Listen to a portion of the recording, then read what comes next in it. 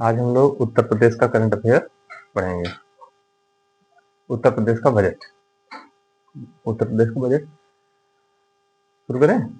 आज उत्तर प्रदेश का बजट जो है वो 20 फरवरी को वित्त मंत्री सुरेश कुमार खन्ना ने प्रस्तुत किया था। अगर बजट की बात करें तो उत्तर प्रदेश का बजट संविधान के अनुच्छेद नंबर 202 में है। संविधान के अनुच्छेद 202 में है, इसका वर्णन है और लिखा गया है वार्षिक वित्तीय विवरण। उन्होंने जो बजट प्रस्तुत किया है वो बजट का कुल आकार कितना है। बजट का कुल आकार देखेंगे तो 808,736.06 करोड़ है।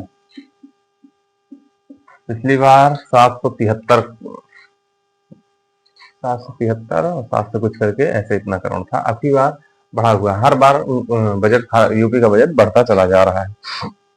ठीक है, ये बजट का आकार है। अब इसमें दो प्रकार के व्यय होते हैं, एक योजनागत, एक गैर योजनागत। ठीक है, तो उसका डाटा देखेंगे तो इतना डाटा हो जाएगा, याद नहीं हो पाएगा। इतना जानते रहिए कि है कितना, दशमलव बाद तक देखिएगा, क्योंकि बजट पूछता है दशमलव को घुमा के खिला देता है, आगे पीछे कर देता है और हम लोगों में गलती हो जाती है। तो बजट को एग्जैक्ट याद रखिएगा, 808,736.06 करोड़। ठीक, ये अब की बार 25-26 का यूपी का बजट है। अब वहां पे बताया गया है कि कुछ योजनाएं जो केंद्र सरकार की चल रही हैं उसमें यूपी पहले स्थान पे है। एक प्रधानमंत्री जीवन ज्योति बीमा योजना चल रही थी। इसकी शुरुआत, योजनाओं को याद रखिएगा क्योंकि जरूरी नहीं अब की पूछा जाए प्रथम किसने है, ये शुरू कब हुई थी ये पूछते हैं। तो प्रधानमंत्री जीवन ज्योति बीमा योजना जो 9 मई 1915 को 2015 को शुरू की गई थी। ठीक है, उसमें उत्तर प्रदेश पहले स्थान पे है। इसी तरह से पीएम सुरक्षा योजना है, उसमें भी वो भी 9 मई को, 3 योजनाएं 9 मई को शुरू की गई थी। पीएम जीवन ज्योति योजना, प्रधानमंत्री सुरक्षा बीमा योजना, अटल पेंशन योजना, इन तीनों को 9 मई 2015 को शुरू किया गया था और इन तीनों में उत्तर प्रदेश पहले स्थान पे है। ठीक, एक चला था प्रधानमंत्री जनधन योजना। जनधन योजना जानते हो, वो चला था 2014 में। उसमें भी उत्तर प्रदेश जो खाता खुलता था जनधन के तहत, उसमें भी उत्तर प्रदेश खाता खोलने में पहले नंबर पे है। और एक आयुष्मान कार्ड योजना है जिसमें 5 लाख तक परिवार के सदस्यों का स्वास्थ्य कार्ड बना हुआ है, उनकी दवाइयां होंगी। वो चला था, वो 2018 में चला था, उसमें भी उत्तर प्रदेश पहले स्थान पे है। ठीक है, जो भारत यूपी का बजट इतना बड़ा प्रस्तुत किया गया है, इसका लक्ष्य क्या है, क्यों इतना बड़ा किया गया है। तो लक्ष्य अगर आप देखेंगे, भाई कोई काम कोई करता है तो उसका उद्देश्य होता है, मैं ये करूँ, या लक्ष्य होता है, इसलिए कर रहा हूँ ना। हम लोग पढ़ रहे हैं क्यों, एग्जाम में पास हो जाए। इसी तरह सरकार का लक्ष्य है जो उत्तर प्रदेश की अर्थव्यवस्था है उसको $1 ट्रिलियन बनाना है। कितना, $1 ट्रिलियन बनाना है। और इसके लिए उन्होंने 10 क्षेत्र को चिन्हित किया है, उन्हीं पे ज्यादा जोर देंगे और तभी हम $10 ट्रिलियन बन सकते हैं। ठीक है, तो अब बजट का उद्देश्य क्या है, यूपी को $1 ट्रिलियन की अर्थव्यवस्था बनाना।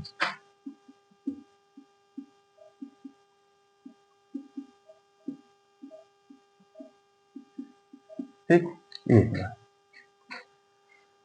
इसके लिए कितने क्षेत्र चिन्हित किए हैं, 10 क्षेत्र चिन्हित किए हैं। कुल चिन्हित क्षेत्र कितने हैं,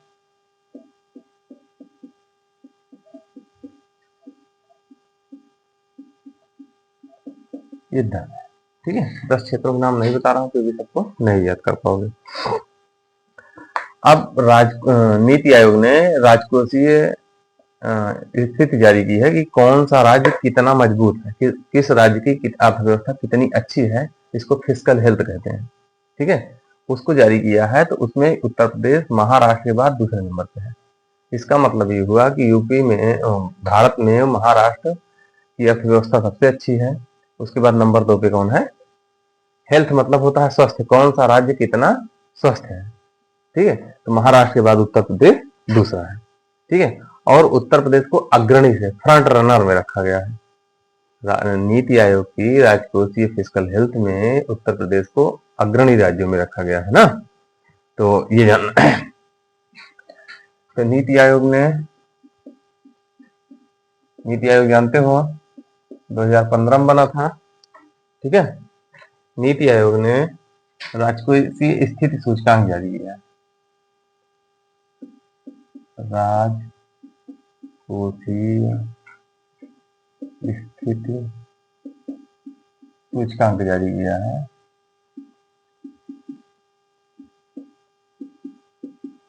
और इस सूचकांक में यूपी कौन है? अग्रणी राज्य है। यूपी फ्रंट रनर है, फ्रंट रनर, ठीक है। अग्रणी राज्य उत्तर प्रदेश अग्रणी राज्य की श्रेणी में है,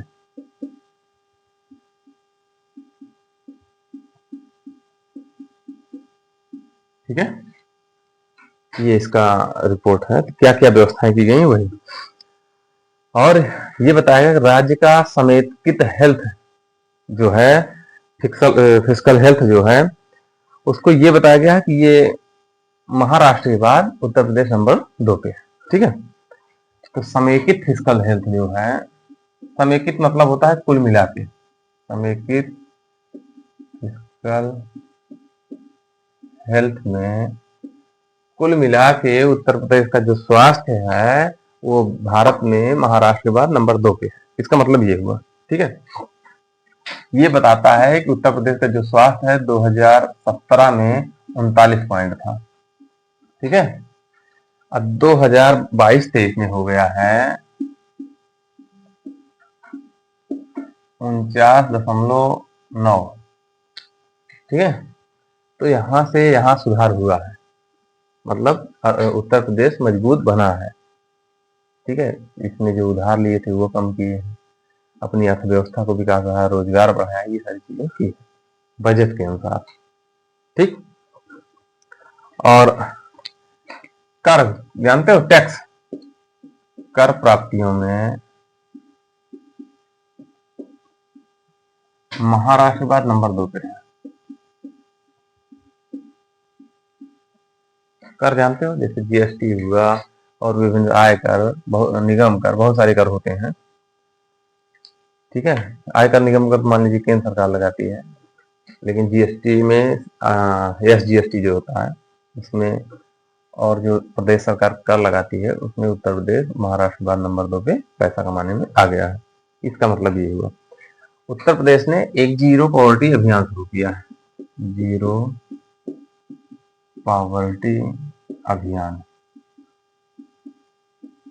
इसका मतलब जानते, जीरो का मतलब होता है शून्य, पॉवर्टी मतलब गरीबी, शून्य गरीबी अभियान चलाया है। इसका मतलब ये है कि उत्तर प्रदेश सरकार हर गांव में ऐसे निर्धन लोगों को चुनेगी जिनकी आय बेहद कम है, उसको 1,25,000 तक पहुंचाने का प्रयास करेगी, समझे।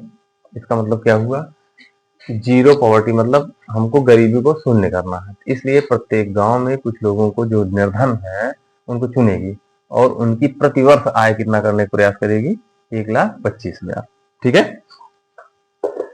तो ये जो है अक्टूबर 2024 में ये योजना शुरू की है उन्होंने। इसका उद्देश्य समझ में आ गया क्या है।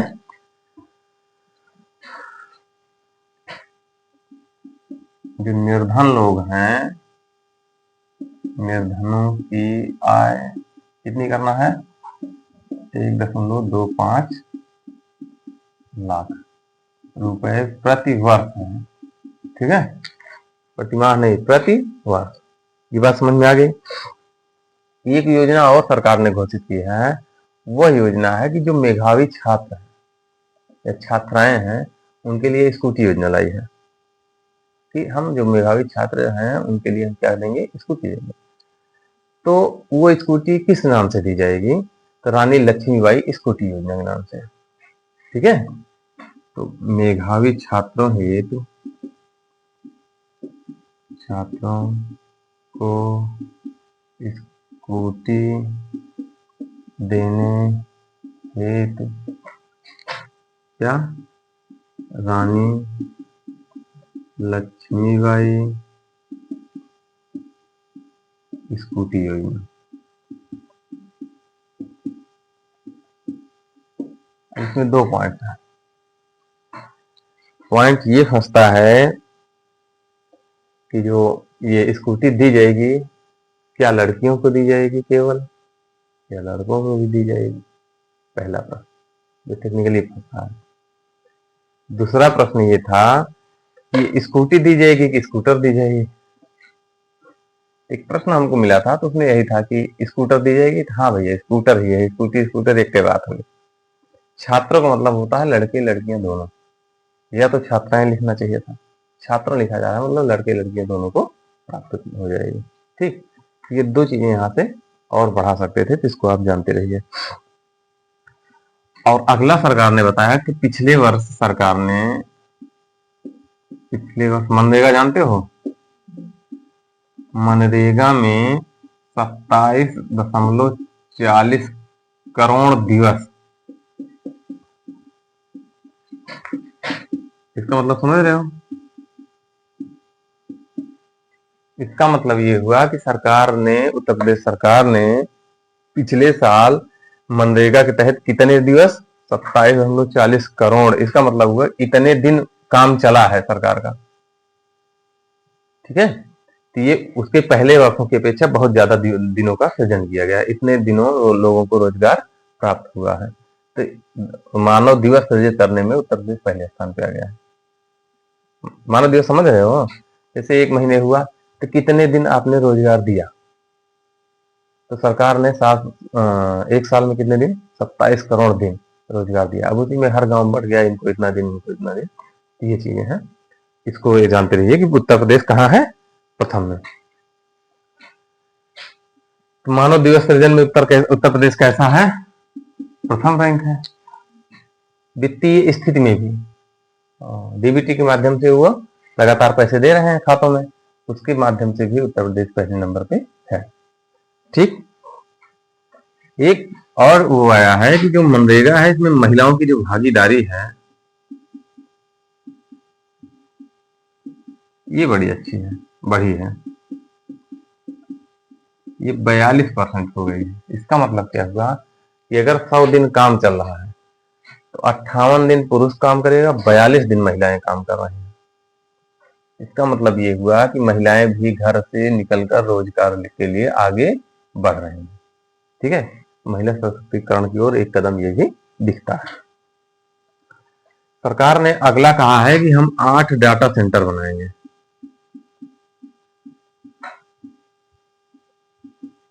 बनाएंगे मतलब स्थापित करेंगे।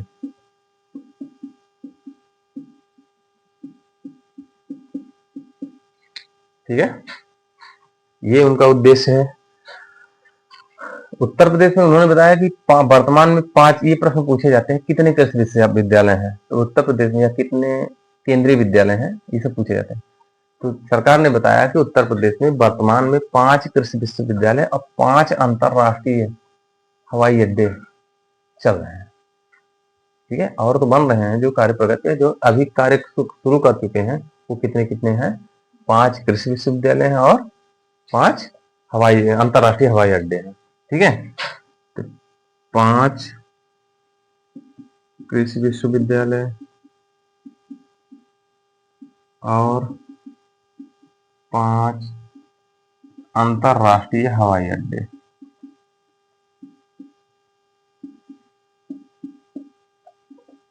इसको देखते रहिएगा, प्रीवियस ईयर तो सब मिलेगा, इसी तरह से प्रश्न पूछा जाता है। हो गया, उत्तर प्रदेश के बजट में जो मुख्य बातें थी यही थी। अब एक दो चीजें और है, किसको कितना दिया गया है। तो पहली चीज तो अब ये है, उत्तर प्रदेश सरकार को पैसा मिलता कहाँ से है, पैसा आता कहाँ से है या पैसा खर्च कहाँ करता है। तो सबसे ज्यादा इसको राज्य कर से प्राप्त होता है, स्वयं के रुपया आता है, स्वयं के राज्य कर से। ठीक, 37.4%। अगर सरकार ने 100 रुपए कमाए हैं तो उसमें से 37.4 रुपए उसके खुद के कर से हैं। दूसरा नंबर पे आता है जो केंद्र सरकार, देखे थे ना उसमें 22% लोगों को दे रही थी, उसमें से जो राज्य का हिस्सा बनता है वो पैसा ज्यादातर मिल रहा है। तो केंद्रीय सरकार द्वारा जो अनुदान प्राप्त होता है वो 32.4 पॉइंट है। ठीक है, करों में हिस्सा 32.7% कर दीजिए इसका मोटा मोटा। ठीक है, चलो ये हो गया। दो तीन एक और बताएं कि रहने दें? एक है लोक ऋण, वही जो उधार लेते हैं उससे 14.4% ले रहा है। तो तीसरा है लोक ऋण 14.4%। इसका मतलब ये हुआ कि मोटा मोटा जोड़िए 37, 32, 30, 30, 60, 70, 10, 80, 85% पैसा जो भारत सरकार यूपी सरकार को मिल रहा है वो इन तीन जगहों से मिल रहा है। ठीक है, मात्र 15% पैसे और कहीं से आ रहे हैं। अगर उसमें भी जो 15 बच रहे हैं उसमें देखिए कि 11% भारत सरकार इनको सहायता अनुदान दे रही है, तो बचा कितना? हाँ, ठीक है। अब खर्च कहाँ करते हैं? रुपया जाता कहाँ है यही देखना है ना। जैसे कमाई तो बता दिए हम इतना कमाते हैं, तो खर्च कितना कर रहे हो, बच कितना रहा है। तो उत्तर भारत में जितने राज्य हैं सब घाटे के बजट प्रस्तुत करते हैं। इसका मतलब चाहे जितना कमाएंगे उससे ज्यादा खर्च करेंगे, ये इन लोगों का रूल है। तो घाटे का बजट प्रस्तुत हो रहा है इसमें। ठीक है, संतुलन बजट नहीं प्रस्तुत हो रहा है, इसी वजह से ये है। अब देखते हैं तो वेतन जो होता है सरकारी कर्मचारियों का, उन पे 12% इनका खर्चा हो रहा है। ठीक है, तो सरकारी वेतन पे इनका 12% खर्च हो रहा है। सबसे ज्यादा इनका किस पे जा रहा है? वेतन। ठीक है, नंबर 2 पे है वेतन का खर्च फिर उस पे जा रहा है, लेकिन जो सहायता प्राप्त चीजें हैं उसमें जो वेतन जा रहा है वो 9.8%। सहायता प्राप्त वेतन 9.8%। ठीक है, इन सबको देखने से ये हो रहा है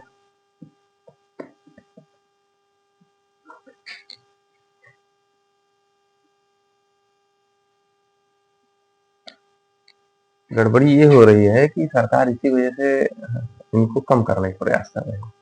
हम प्राइवेटाइजेशन करते हैं हमारा खर्चा बच जाए ना, और वो दो ही तीन चीजों पे फोकस कर रहे हैं। एक, इनकी संख्या कम हो जाए तो हमको वेतन कम देना पड़े। दूसरा है पेंशन, पेंशन पे भी सरकार खर्च कर रही है लगभग, यहाँ पे कर दीजिए 11.2%।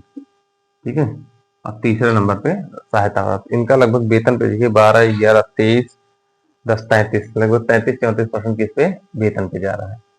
या तो गवर्नमेंट एम्प्लॉय पे या अर्ध सरकारी जो होते हैं उन पे जा रहा है। तो सरकार का फोकस इस पे है कैसे पैसा हम बचाएं। इतना हो गया। अब ये तो हुआ उत्तर प्रदेश का मोटा मोटा बजट, इतना था इसमें और बहुत विशेष है नहीं। अब आगे देखते हैं, केंद्र सरकार ने एक आयकर बजट प्रस्तुत किया है। ठीक है, तो भारत में जो आयकर बजट था वो 1961 में आया था। कब आया था?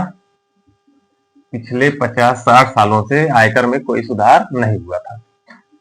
ठीक है, तो सरकार ने अब की उसमें सुधार करने के लिए नया आयकर विधेयक प्रस्तुत किया है।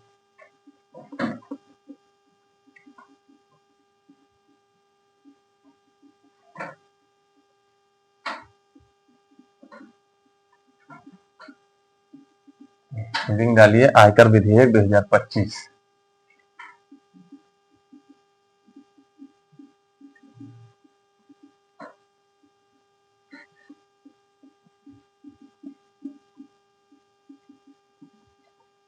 ठीक, आयकर विधेयक 2025। ठीक, आयकर विधेयक 2025 ये किसके स्थान पे आया है? ये आया है आयकर अधिनियम 1961 के स्थान पे। ठीक है, लगभग 60 साल बाद, 60-62 साल बाद ये नया आयकर विधेयक है। तो क्या सुधार किए हैं? पहले 816 धाराएं थी, आयकर विधेयक में, अब 536 हो गए हैं। तो पहली चीज जो धाराएं थी उनको कम किया गया है। अनुसूचियां जो थी वो पहले 16 थी, अब 14 कर दी गई।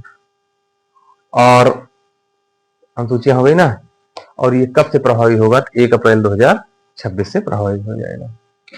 ये प्रभावी कब होगा? 1 अप्रैल 2026 से प्रभावी हो जाएगा। 816 819 धाराएं थी पहले, अब कितनी हो गई? 536 धाराएं बची हैं। हाँ, ठीक है।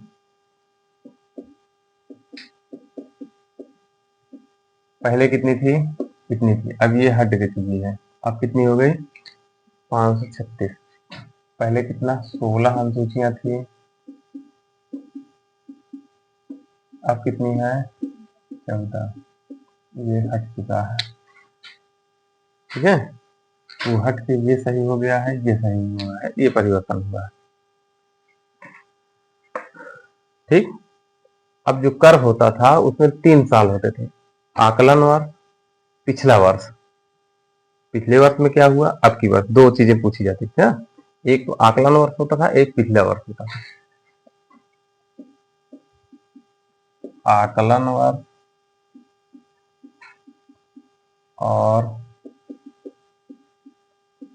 पिछला वर्ष, इन दोनों को हटा दिया गया। अब इन दोनों के स्थान पे एक नया शब्द लाया गया है, कर वर्ष, ठीक है। ये परिवर्तन हुआ है, इसको देखना है।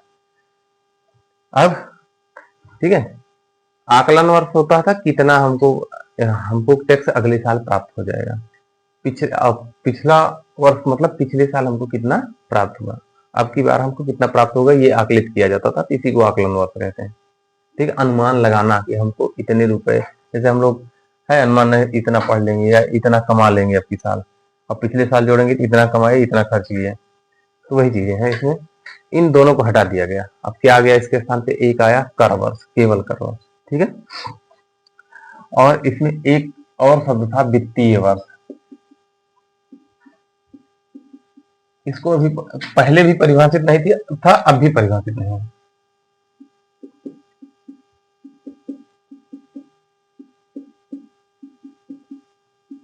ठीक है।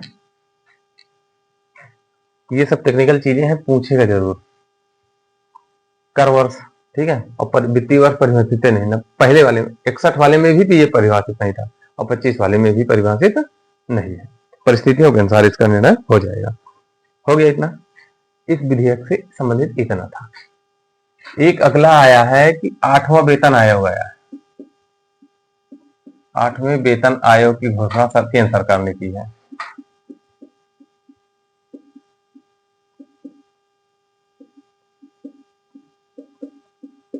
ठीक है। तो कब की? 16 जनवरी को, ठीक है। ये है क्या, जरूरत क्या है? तो केंद्रीय कर्मचारियों का वेतन हर 10 साल पे महंगाई के अनुसार वृद्धि करने के लिए एक आयोग गठित किया जाता है, ठीक है। कि क्या इनका वेतन समय के अनुसार सही मिल रहा है, या जो कमियां है उसी के अनुपात में बढ़ा दिया जाता है, ठीक है। तो केंद्र सरकार ने इसको कब घोषित कर दिया? 16 जनवरी को, ठीक है। अब कितने सदस्य होते हैं? तो एक अध्यक्ष होता है इस आयोग में। कितने सदस्य? एक अध्यक्ष प्लस 2 सदस्य होते हैं, ठीक। अगर हम देखें पहला पहला प्रमुख कौन था, ये 8वां है ना, पहले आयोग का प्रमुख कौन था? और इसके पहले 7वें आयोग का, ये दो का जान लीजिएगा। तो वर्दाचारी थे पहले, पहले के कौन है? श्रीनिवास वर्दाचारी। और अब की वाले के 7वें के कौन थे? एक ही माथुर थे, ठीक। तो सरकार ने इसकी घोषणा की है, अभी अध्यक्ष की नियुक्ति नहीं की। हाँ, अध्यक्ष कौन होगा? तो सेवानिवृत्त न्यायाधीश होता है। ठीक है, कहाँ का?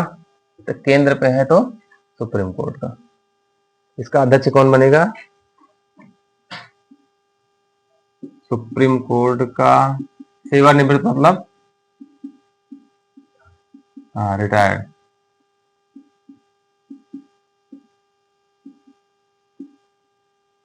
ये भी महत्वपूर्ण चीज है, इसको जानिए। हो गया। अब अगला आता है, एक नमूना सर्वेक्षण आया है रजिस्ट्रार जनरल द्वारा।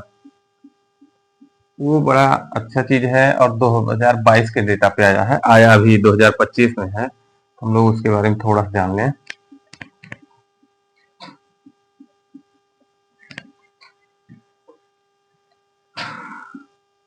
नमूना पंजीकरण प्रणाली 2025, लेकिन ये डाटा किसका है? तो 22 का है। ठीक है, 22 से है। किसने जारी किया है? रजिस्ट्रार जनरल कार्यालय से। इसने कुछ डाटा दिए हैं, वही हम लोगों को जानना है। एक होती है मृत्यु दर, जन्म दर, मृत्यु दर क्या क्या है। ठीक है, तो एक होती है मृत्यु दर। तो ये हुआ कि जांचा जाता है कि किस राज्य में सबसे कम मृत्यु दर है और किस राज्य में सबसे अधिक मृत्यु दर है। पहली चीज तो ये जानिए कि मृत्यु दर कहते किसको है? तो किसी भी जगह स्थान के 1000 जनसंख्या, 1000 जनसंख्या 1000 में मापा जाता है। तो किसी भी स्थान के 1000 लोगों में से कितने लोगों की एक साल में मृत्यु हो रही है, उसी को क्या कहते हैं? मृत्यु दर कहते हैं। 2022 में अगर हम देखें,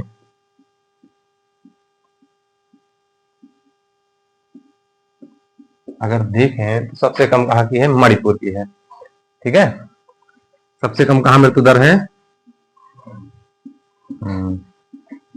सबसे कम अगर देखें मणिपुर है। कितनी है? 3। इसका मतलब 1000 लोगों में से मात्र 3 लोग। ठीक है, लेकिन अगर सबसे ज्यादा देखें तो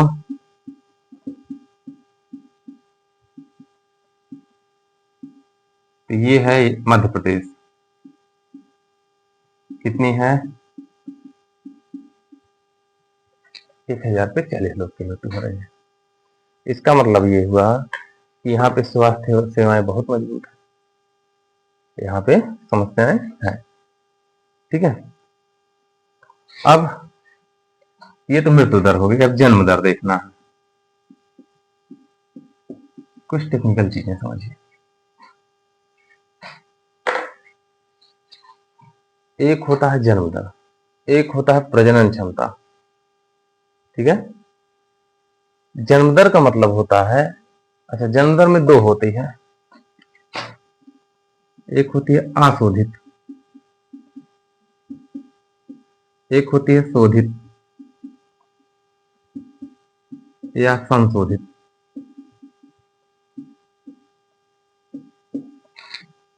ठीक है, जन्म दर का मतलब ये हुआ कि एक वर्ष में कितने बच्चों ने जन्म लिया। ठीक है, एक वर्ष में कितने बच्चों ने जन्म लिया, ये होती है जन्म दर।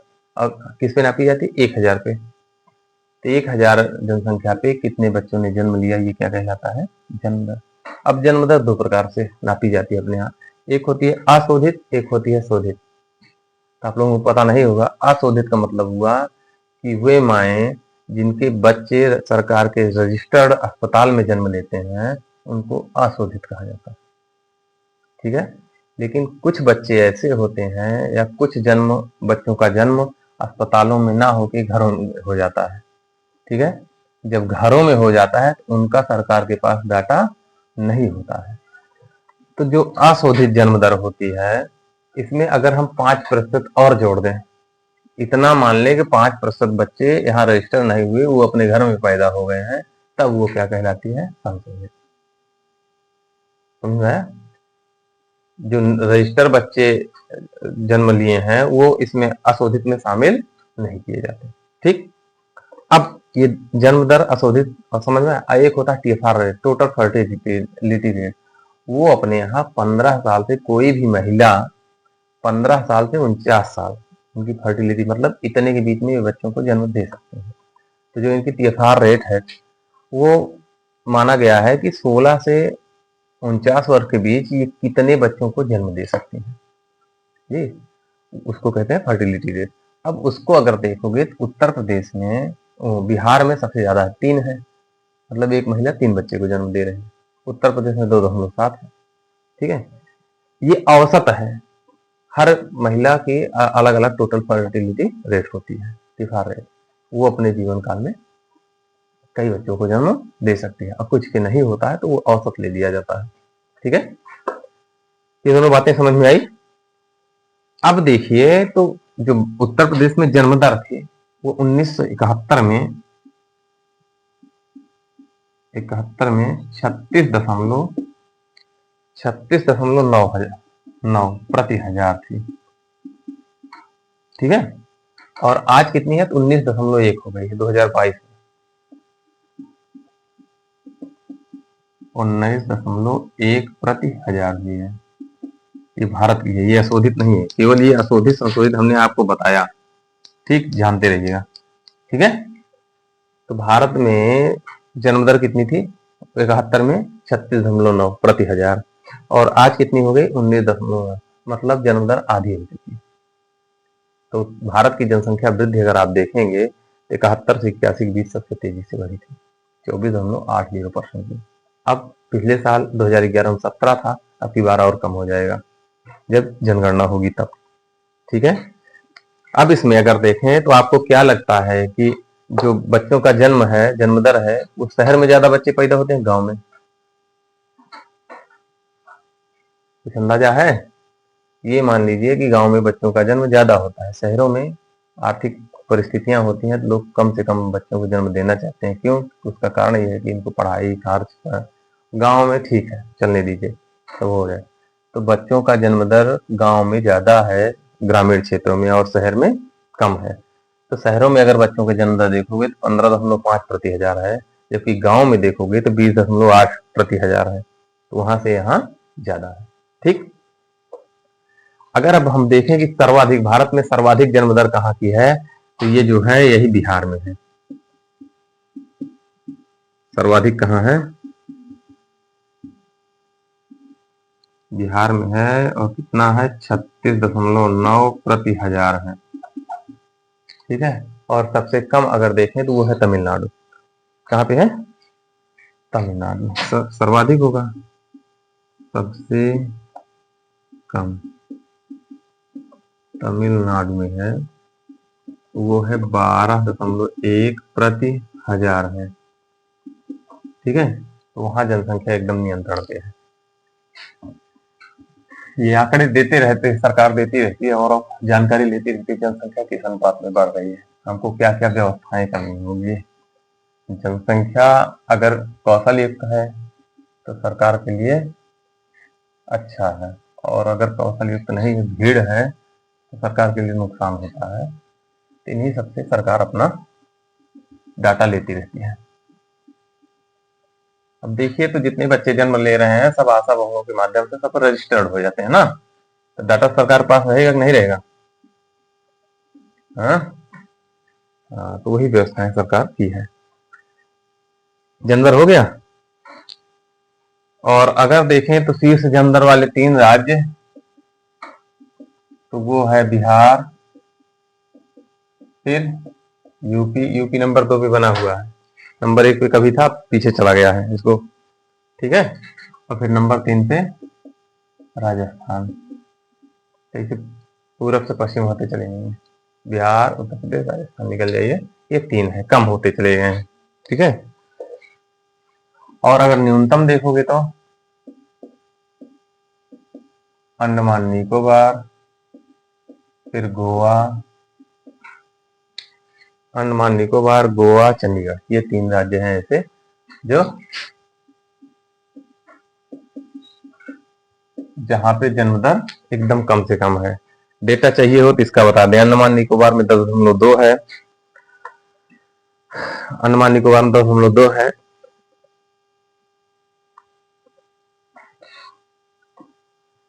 ठीक है, अब मृत्यु दर पे आते हैं।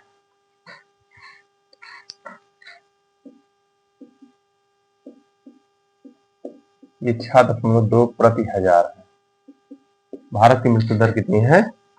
6.8 प्रति हजार, 2 नहीं 8। ठीक, भारत की मृत्यु दर जो है वो 6.8 प्रति हजार है। अब अगर देखें कि सबसे ज्यादा मृत्यु दर कहाँ है, तो छत्तीसगढ़ में है। सबसे ज्यादा बच्चे लोग कहाँ मरते हैं? छत्तीसगढ़। उसके बाद पंजाब और गोवा।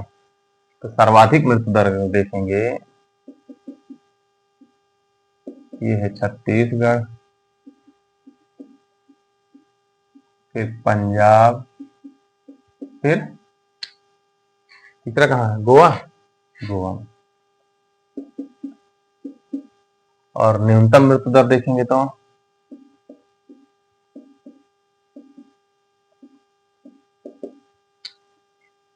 मृत्यु दर समझ में आ रहा है किसको कहते हैं? एक साल में 1000 लोगों पे कितने लोगों की मृत्यु होती है, इसी को मृत्यु दर कहते हैं। ये चंडीगढ़ है, दिल्ली है, फिर मणिपुर है और सिक्किम बराबर है। ठीक, ये मृत्यु दर का घटता हुआ क्रम है। एक होता है बालक, एक होता है शिशु। ये तो कुल मिला के जन्म दर थी, मृत्यु दर थी। अब एक होता है शिशु, जानते हो किसको कहते हैं? बालक 1 साल से कम उम्र के बच्चे को शिशु कहते हैं। ठीक है, और 1 साल से 6 साल तक के बच्चे को बालक।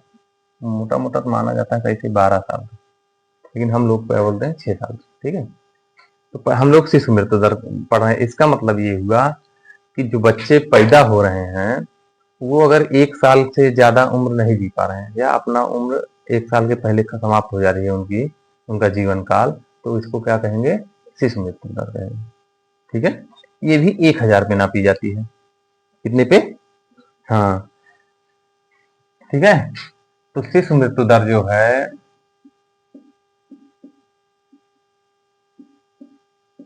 वो राष्ट्रीय स्तर, राष्ट्रीय मतलब भारत की, ये 26 है। ठीक है, कितनी है? 1000 जन्मे बच्चों में से 26 बच्चे काम खत्म हो जाता है। ठीक है, और शिशु को किसको कह रहे हो? जिसकी उम्र 1 साल से कम है। 1 वर्ष से कम उम्र वाले बच्चे, अगर 1000 बच्चे 1 साल में जन्म ले रहे हैं तो उसमें से 26 बच्चे काल कवलित हो जाते हैं, किसी न किसी तरीके से मर जाते हैं। कोई 1 घंटे में मर जाता है, कोई 6 महीने बाद, विभिन्न कारणों से उनकी मृत्यु हो जाती है। शिशु मृत्यु दर समझ में आई? अब अगर सर्वाधिक देखा जाए और न्यूनतम देखा जाए, 2 चीजें देखना है। सर्वाधिक मृत्यु दर कहाँ है और न्यूनतम मृत्यु दर कहाँ है? ठीक, तो सबसे ज्यादा वही फिर मध्य प्रदेश। कहाँ? मध्य प्रदेश, छत्तीसगढ़ और उड़ीसा। ठीक है, और न्यूनतम में जहां न्यूनतम होता है वही रहेगा। मणिपुर, फिर लद्दाख, गोवा, सिक्किम, ये तीनों की बराबर है। हाँ, इसीलिए आप लिख करके लिख रहे हैं। सबसे कम यहाँ, उसके बाद तीनों बराबर है। हो गया।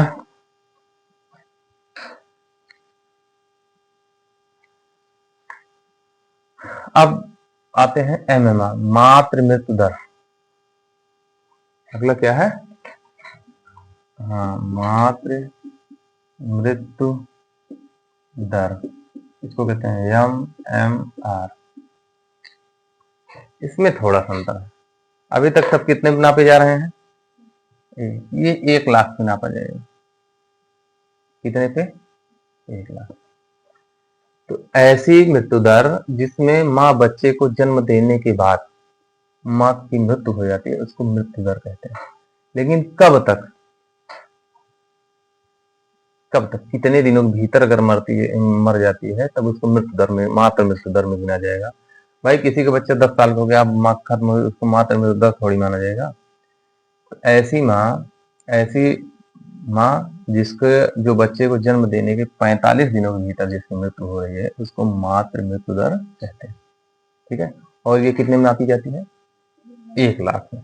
ठीक है, तो 1 लाख में कितनी माताओं की मृत्यु हो रही है? ये 2022 का डाटा है। कितनी? 88 प्रति लाख।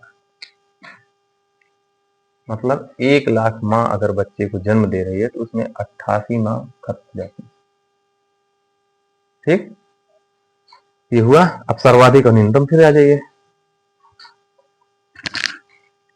ठीक, तो वही सर्वाधिक कहाँ है? मध्य प्रदेश, 159 प्रति लाख। मतलब 159 माँ की मृत्यु हो सकती है 1 लाख बच्चे के जन्म पर। ठीक है, और न्यूनतम कहाँ? तो न्यूनतम आ जाइए केरल। कितनी? कौन? ये जनसंख्या का बेसिक है, अभी मैं बेसिक पढ़ा नहीं पा रहा हूँ, केवल उसको मोटा मोटा बता रहा हूँ। ठीक है, इसके सिद्धांत पढ़िएगा जनसंख्या के, तब समझ में आएगा क्या होता है ये। अभी तो मैं केवल आपको समझा दे रहा हूँ कि है क्या। ठीक है, तो सर्वाधिक कहाँ है? मध्य प्रदेश में सर्वाधिक मातृ मृत्यु दर कहाँ है? मध्य प्रदेश, 159 प्रति लाख, और सबसे कम 18। ठीक है, कहाँ पे है? हाँ, अब ये सब हो गया, मृत्यु दर जन्म दर हो गई। अब ये है अगला कि लिंगानुपात कितना है। ठीक है, जब बच्चे जन्म ले रहे हैं कितनी लड़कियां कितने लड़के पैदा हो रहे हैं, उसी के अनुपात को क्या कहते हैं? लिंगानुपात। और लिंगानुपात पूरे विश्व में अलग तरीके से निकाला जाता है, अपने यहाँ अलग तरीके से। टेक्निकली समझ लीजिएगा, जब कभी जनसंख्या पढ़ाएंगे बता देंगे। पूरे विश्व में जो लिंगानुपात निकाला जाता है वो ये देखा जाता है कि 100 लड़कियों पे कितने लड़के हैं। अगर 100 लड़कियां पैदा हो रही हैं कितने लड़के पैदा हो रहे हैं। ठीक है, या 100 लड़कियों के अनुपात में कितने लड़के हैं, ये देखा जाता है। लेकिन भारत में उल्टा होता है। भारत में 1000 लड़कों, वहां 100 के हैं, यहाँ 1000 है। और यहाँ वहां लड़कियों पे देखा जाता था, यहाँ लड़कों पे 1000 लड़कों पे कितनी लड़कियों का जन्म हो रहा है ये देखा जाता है। तो लेकिन वो वयस्क अनुपात बता रहे हैं, और यहाँ पे क्या? लिंगानुपात की बात हो रही है छोटे बच्चों की। ठीक है, तो जन्म के समय लिंगानुपात जो है ये जन्म के समय की बात हो रही है। ठीक है, तो वो 914 है। कितना? इसका क्या मतलब हुआ कि अगर 1000 बच्चे जन्म ले रहे हैं, तो 1000 लड़के जन्म ले रहे हैं, तो 914 लड़कियां जन्म ले रही हैं। इसका मतलब ये बात समझ में आई। अब कुल प्रजनन दर बताइए अभी क्या है। एक महिला अपने जीवन काल में कितने वर्षों तक बच्चे को जन्म दे सकती है और कितने को देती है, यही प्रजनन दर कहलाती है। तो एक महिला औसतन अपने जीवन काल में 35 वर्षों तक बच्चों को जन्म दे सकती है। 15 से शुरुआत होती है और 49 वर्ष तक वो बच्चों को जन्म देने की क्षमता होती है, उसके बाद खत्म हो जाती है। ठीक है, ये सरकार के डेटा में है। ठीक, तो टीएफआर रेट है कितना? इसी कहते हैं टोटल मतलब पूरे जीवन काल में। फर्टिलिटी मतलब उर्वरा होता है, उर्वरा मनुष्य के संबंध में नहीं बोला सकता, तो जन्म देने की क्षमता। टोटल रेट दर क्या है, इसी को टीएफआर रेट कहते हैं।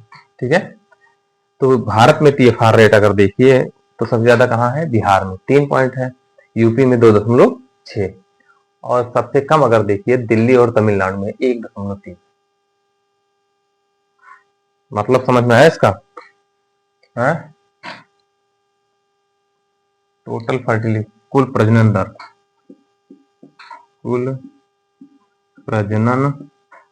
दर। बिहार 3.0 है, यूपी 2.6 कर दीजिए, और यहाँ दिल्ली और तमिलनाडु यहाँ कितना है, 1.3। इसका मतलब ये हुआ कि बिहार में एक महिला कम से कम 3 बच्चों को जन्म देती है, यूपी में 2.6 बच्चों को जन्म देती है, लेकिन दिल्ली और तमिलनाडु में देखोगे तो एक महिला 1.3 बच्चे को, मोटा मोटा एक बच्चे को जन्म देती है। समझ में बात? TFR रेट क्या है पता चला।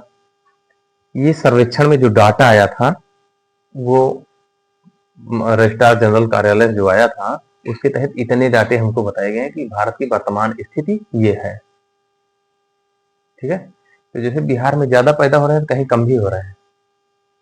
ये मतलब समझ लीजिए सिंपल भाषा में, अगर दिल्ली में एक महिला 1.3 बच्चे को जन्म दे रही, तो जिंदा तो रहेंगे, कुछ ना कुछ कम हो जाएंगे। और सरकार के डाटा में है अगर एक महिला 2.1, प्रतिस्थापन दर कितनी है, 2.1। इसका मतलब ये हुआ कि अगर एक महिला अपने जीवन काल में 2.1 बच्चे को जन्म दे रही है तो भारत की जनसंख्या ना बढ़ेगी ना घटेगी, लेकिन अब वहां कम हो जा रही है, धीरे धीरे यहाँ भी कम होगी। तो भारत की जनसंख्या जो अनुमान है वो 2040 या 2046 के बाद घटना शुरू होनी चाहिए, और कहीं कहीं 2070 के बाद घटना शुरू होगी, तो धीरे धीरे घटना शुरू हो जाएगी। ठीक है, ये इतना समझ में आया। अगला सर्वेक्षण है परिवार उपभोग व्यय सर्वेक्षण।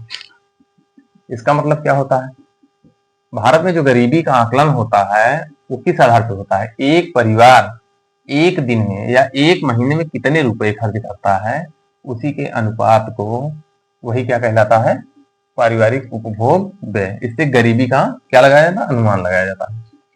ठीक है, तो ये निकाला जाता है दैनिक और मासिक। ठीक है,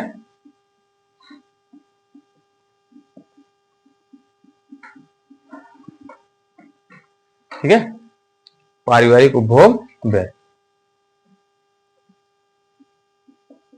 पारिवारिक उपभोग व्यय सर्वेक्षण 2025-26। ठीक है,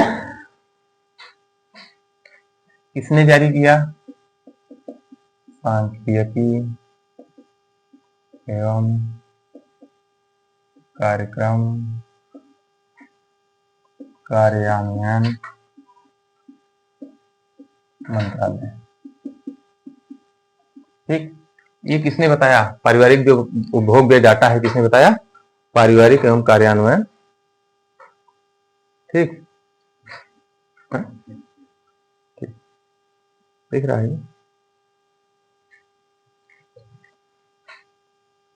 एक डाटा आया है पारिवारिक एवं उपभोग व्यय सर्वेक्षण, पारिवारिक उपभोग व्यय सर्वेक्षण 2025-26। इसको जारी किसने किया है, ठीक, इसने किया है। क्या बताया है, तो ये बताया गया है कि औसत मासिक व्यय जो है, पहली चीज तो जानिए दैनिक और मासिक, तेंदुलकर समिति और रंगराजन समिति, तो समिति गठित हुई थी, इन दोनों ने दैनिक और मासिक व्यय पे अनुमान लगाया था भारत की कितनी % जनसंख्या गरीब है, इसी से अनुमान लगाया जाता है। तो अगर देखें तो प्रति औसत मासिक व्यय जो है, औसत मासिक व्यय जो है, व्यय मतलब जानते हो एक व्यक्ति एक महीने में या एक दिन में कितना खर्च कर रहा है, उससे ये पता चला जाता है कि सरकार का एक वो है कि अगर इतने रुपए से कम खर्च कर रहे हैं तो आप गरीब हैं, इतने से ज्यादा खर्च कर रहे हैं तो आप गरीब नहीं है। तो खर्च के आधार पर निर्णय होता है कि भारत में कितने लोग गरीब हैं कितने लोग नहीं है। ठीक, तो सरकार के अनुसार ग्रामीण क्षेत्र में भारत की जो आज की स्थिति है वो है 4122 रुपए खर्च कर रहा है व्यक्ति। ठीक है, और शहर में 6,996 इतने रुपए। समझ रहे? इसका मतलब क्या हुआ? इसका मतलब ये हुआ कि और ये पारिवारिक व्यय है, व्यक्ति का नहीं, एक आदमी का नहीं है। एक परिवार में कितने लोग होते हैं? 5। न्यूनतम कितने गिने गए हैं? 5। इसको 5 से भाग दीजिए, एक का आ जाएगा। फिर उसको 30 से भाग दे दीजिएगा, एक दिन का आ जाएगा। मतलब एक आदमी एक दिन में से कम खर्च करेगा, कर रहा है, इतना खर्च कर रहा है। ये डाटा आपके पास आ जाएगा। अब अगर देखा जाए तो सबसे मजबूत स्थिति क्या किसकी है? तो सबसे मजबूत किसकी है? सिक्किम की है। वहां लोग बहुत ज्यादा खर्च करते हैं। ठीक है, तो भारत में सबसे ज्यादा खर्च करने वाला राज्य कौन सा है? प्रति व्यक्ति मासिक व्यय किसका है? तो सिक्किम का है। ठीक है, तो यहाँ भी ग्रामीण और शहरी, ग्रामीण क्षेत्र में लोग 9,000 रुपए करीब खर्च कर रहे हैं। ठीक है, 9,377 रुपए प्रति माह खर्च कर रहा है परिवार पे, एक व्यक्ति। और शहर में 13,927 रुपए खर्च कर रहा है एक माह में। ये पारिवारिक व्यय उपभोग है। ठीक है, हो गया। अब एक होता है एमएसपी, सुने हैं? हाँ? फसलों का जो न्यूनतम समर्थन मूल्य होता है, तो खरीफ की एमएसपी जारी हुई है। खरीफ फसलों की एमएसपी, मिनिमम सपोर्ट प्राइस, मतलब ये होता है इसका कि ये सरकार एक रेट फिक्स करेगी, उसके नीचे आपका खाद्यान्न नहीं बिकने देगी। अगर उससे ऊपर आप बेच पा रहे हैं तो बेच लीजिए। ठीक, इसी को कहते हैं एमएसपी, न्यूनतम सपोर्ट प्राइस। मतलब इससे नीचे आपके दाम को गिरने नहीं दिया जाएगा। ठीक है, तो खरीफ फसलों की सरकार ने जारी किया है। अच्छा, इसको जारी कौन करता है? आर्थिक मामलों की मंत्रिमंडलीय समिति। इसको कौन जारी करता है? आर्थिक मामलों की मंत्रिमंडलीय समिति।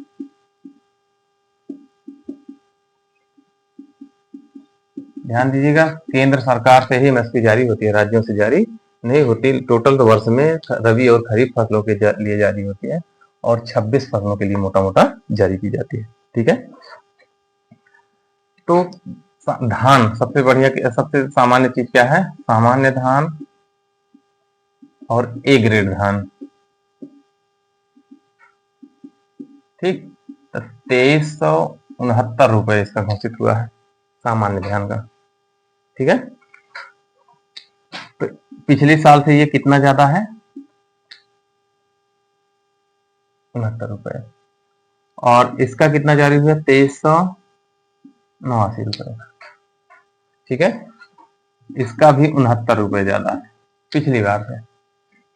मतलब ये हुआ कि अगर आप धान बेचोगे तो 1 कुंटल 2369 रुपए से कम में सरकार नहीं बिकने देगी। अगर इससे ज्यादा में बेच पा रहे हो, 2400-2500 में, बेच दीजिए। इससे कम में बेच रहे हो, सरकार खुद खरीदने को तैयार है। ठीक है, यही एमएसपी है। ठीक है, अब सरकार ने किसका दाम सबसे ज्यादा बढ़ाया है?